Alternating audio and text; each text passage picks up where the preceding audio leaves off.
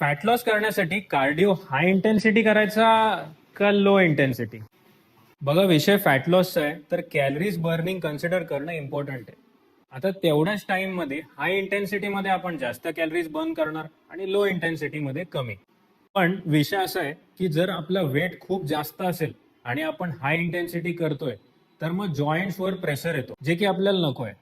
त्यामुळे it's better की आपण स्लो इंटेन्सिटी करावं या सिनेरिओमध्ये. आणि मी काय तुम्हाला बोलतो, स्लो इंटेन्सिटी लॉंग टर्म साठी बेटर आहे, कारण ते जास्त टाइम साठी करू शकतो. मी पर्सनली काय करतो माहितीये का, वेदर इट्स लॉंग वॉक्स और लॉंग टाइम्स ऑन ट्रेडमिल, मी एखादा पॉडकास्ट लावतो किंवा युट्यूब व्हिडिओ लावतो, यश मात्रे फिटनेस मराठीची, आणि मग ती बघत बघत कार्डिओ कम्प्लीट करतो. बाय द वे, कार्डिओ वर्कआउटच्या अगोदर करायचा का नंतर हे तुम्हाला माहिती करून घ्यायचं असेल तर तुम्ही बघा डे 7, कारण ही आहे डे 8 ऑफ 30 सिरीज, ज्यामध्ये मी तुमचे सगळे सिली फिटनेस डाऊट्स क्लिअर करतोय.